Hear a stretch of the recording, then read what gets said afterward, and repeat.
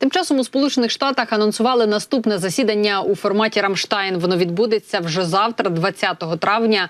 Про це повідомив очільник Пентагону Ллойд Остін. Він відзначив, що контактна група зустрінеться в онлайн-форматі. Засідання відбудеться під його керівництвом та під керівництвом очільника Об'єднаних штабів Сполучених Штатів генерала Чарльза Брауна. Міноборони Сполучених Штатів відзначили, що на майбутній зустрічі планують говорити саме про війну між Україною та Росією, а ще про продовження тісної співпраці всіх країн-партнерів для того, аби надати Україні додатковий захист та підтримку. Нагадаю, що в рамках минулої зустрічі у форматі «Рамштайн» союзники зобов'язалися надати Україні 95 мільярдів доларів військової допомоги, а ще створили 8 коаліцій. Вони займаються поставками різних видів зброї, зокрема мова йде про дронову коаліцію, літакову коаліцію із забезпечення протиповітряної оборони, коаліцію із артилерії, боєприпасів, танків, кораблів та систем розмінування. І далі хочеться поговорити саме про роль Сполучених Штатів ось в цій військовій допомозі. Я нагадаю, що дуже довго ухвалювалася допомога від Сполучених Штатів, проте врешті-решт 16 квітня таки спікер Палати представників Майк Джонсон винес на голосування цей важливий пакет підтримки для України. Ми отримали свої 61 мільярд доларів допомоги. І багато експертів говорять, що цієї допомоги, направду, не вистачить для того, аби здійснити успішний контрнаступ. Проте цієї допомоги вистачить для того, аби стояти у обороні і для того, аби стабілізувати лінію фронту. Те, що зараз роблять, в принципі, українські захисники, вони, направду, стабілізували лінію фронту вже. І про це, зокрема, говорив гість нашої попередньої інформаційної години Микола Маломуж.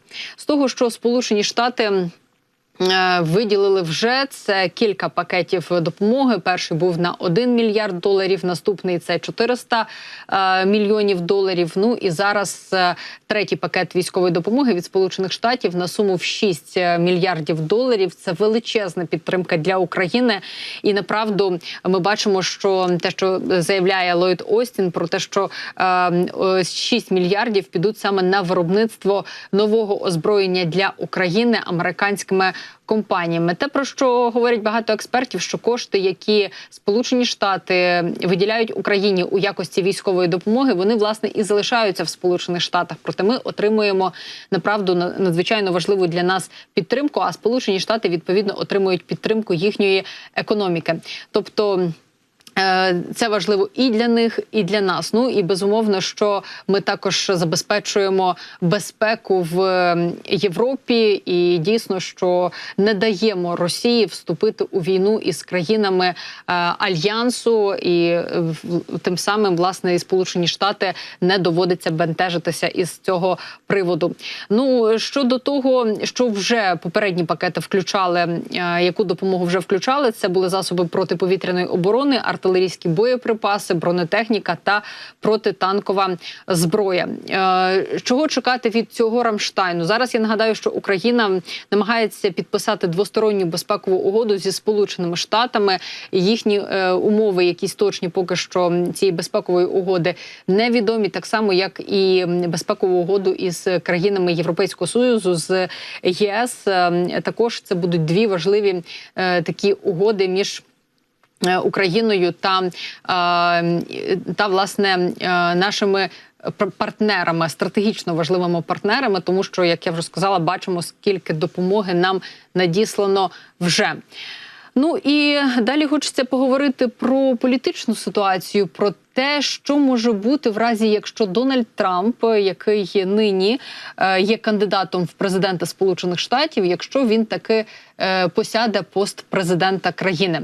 План безпрецедентного видворення емігрантів з країни такий нині розробляють союзники кандидата в президенти США Дональда Трампа. Про це пише видання The Wall Street Journal.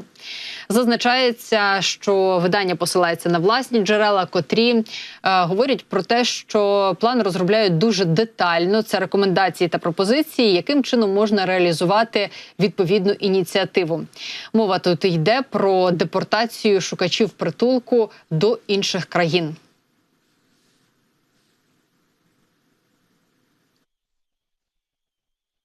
Кадри колишніх чиновників адміністрації Трампа, прихильників Трампа та консервативних імміграційних шахраїв пишуть укази, політичні записки та інші документи, намагаючись перетворити передвиборчу риторику на політику.